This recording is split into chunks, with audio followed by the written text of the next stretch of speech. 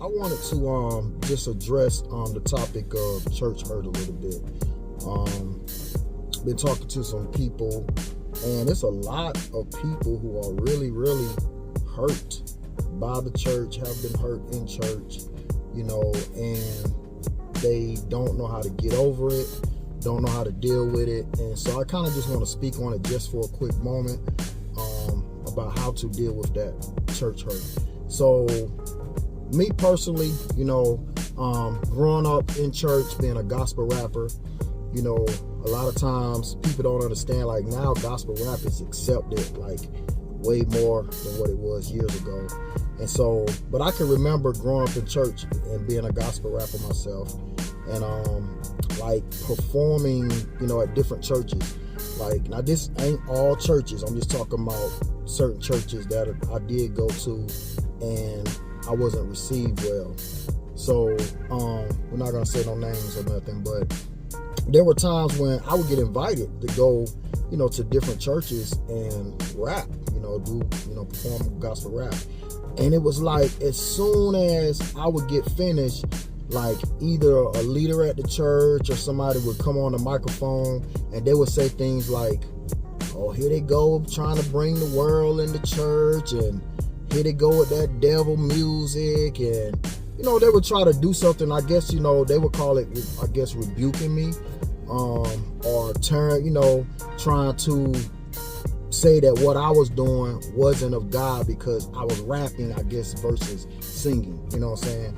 But I understood that the word gospel means the good news, and so the good news can be presented in many forms. Some people rap about God, talk about God, sing about God, dance about God. The good news is just, the message of Jesus Christ. So I would put it in rap form. And I can remember feeling so hurt because I was like, they don't understand that I'm really just trying to rap about the Lord, And then the thing that will really put the nail in the coffin would be this.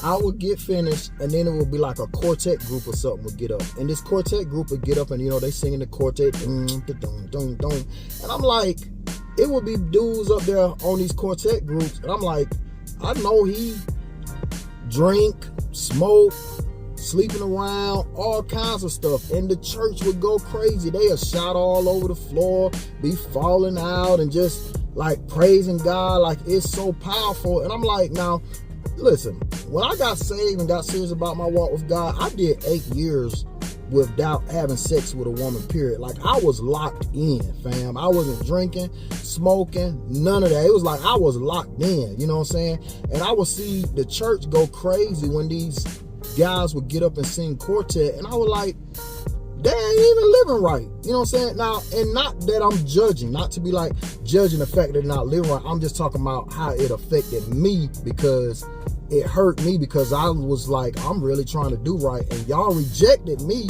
because I rapped versus sung something that sounds familiar to your style of music. You know what I'm saying? So for years, like, I used to really, really have a problem with the church. You know what I'm saying? I'm getting to the point now where certain things that I'm getting over, but for years, like, I had issues, because it's like, sometimes the church really is very hypocritical, and we kind of teach people to be wolves in sheep clothing without realizing that we teach people to be wolves in sheep clothing. Like, even the whole dressing up on Sunday morning, like, it's almost like go to the store, buy these church clothes, which there's no section in the store that says church clothes, so I don't even know where that came from. But it's like, put on your Sunday's best, look your best, and come in here. And it's like, most people, like, they don't even dress like that every day. Like, I don't wear a suit every day. Like, why do I have to wear a suit on Sunday? Like, it don't make sense. But it's so many people who have been ran away from the church, young kids who have gifts that they were never allowed to use in church, that have just been hurt by the church. And a lot of times I've heard church people say, well, we've helped more people than we hurt, so they need to get over it. I'm like, nah, that ain't the case. But what I want to say today is that to those of you who have been hurt by the church, because I'm not church bashing, you know what I'm saying? I just want to say that if you have, what I had to do was, I realized that God didn't feel about me the same way that those church folks did. And I first thing I had to do was I had to forgive myself for allowing myself to be angry at those people for so long. That was the first thing I did. So once I started realizing like I had this bitter anger, resentment towards the church because of things that I experienced as a youth growing up in church, things where people felt like, I guess, they was trying to rebuke me or correct me or whatever because they didn't feel like I should be doing gospel rap. I had to forgive myself for holding on to that anger for so long. Second, I had to forgive the people who did it. And God reminded me of when Jesus came, like the Pharisees and the Sadducees really thought that they was trying to protect the laws and whatnot that was put in place, that to the point that they didn't even realize who Jesus was. So they were fighting against the same person who they had been believing to come for years. And so because Jesus came on the scene and it's like, he was like, I came to fulfill the law. Some of the things that you're doing is it's y'all been saying an eye for an eye, tooth for a tooth. And I'm saying, nah, don't do that. Saying turn the other cheek, all these different laws that he was kind of teaching, like a different way of how to walk in love. Like they didn't understand that. So by default, they was trying to protect it. But so I got hurt over the years because I was misunderstood, right? But he reminded me of, like, even when Jesus was on the cross, he didn't come down to their level and become the same evil and dirt that they was doing to him, and because he didn't, his purpose was fulfilled. So if he would have came off the cross and was like, I'm sick of this, I'm going to take this matter in my own hands, his purpose would have never been fulfilled. So I had to learn that I can't abort the mission and try to attack these people who are offending me, but you have to say, Father, forgive them because they know not what they do. You know what I'm saying? Because by default, they really just didn't know that what they was doing. Once I got to that point, I became comfortable with who I am, who God has called me to be, my style, my flavor, how I do things, how I dress. And once I did that, I actually became more effective. More people started gravitating to me.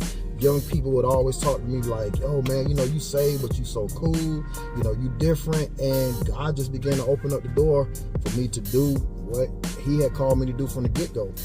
So you gotta get to the point that you let it go, to be honest with you. You really gotta let it go. So first forgive yourself for allowing yourself to be angry for so long and bitter for so long. And then forgive the people that done it to you, who hurt you and offended you. And just realize that, Father, forgive them because they just didn't know who I was. You know what I'm saying? They didn't know who you were. So by default, they thought they was doing something good, but they just didn't know. You know what I'm saying? So a lot of times people don't see who God called you to be until you start walking in it. You know what I'm saying? People didn't realize David was really supposed to be the king until he started walking in it, until he beat the brakes off Goliath and he started accomplishing what he was supposed to accomplish. So you could be sitting right beside somebody and just don't know who they are. You know what I'm saying? So let it go. Don't be upset. Forgive yourself. Forgive them. And I promise if you do that and just really operate in who God called you to be, you will see how God will start elevating you. And eventually, some of them may never see it. It don't matter though. I promise you, it really don't matter. The main thing is making sure you fulfill your purpose, and you can't fulfill your purpose if you walk in anger and unforgiveness and bitterness. So that's just a little segment. I'll probably talk some more about this later on. I got a lot of people who've been talking to me about church hurt. And this is the season that I kind of feel like where we at. Young people want God. They really do. But they don't want all the false rules that come with, serving a loving, giving, protecting, merciful Savior. You know what I'm saying? So some people, just got to get to the point that they realize that I am hurt. I am angry. Forgive yourself. Forgive those who hurt you. And let's go. Let's move on. All right? It's your boy Sean Rich. I teach positive, real shared opportunity always. And I love you. Be blessed.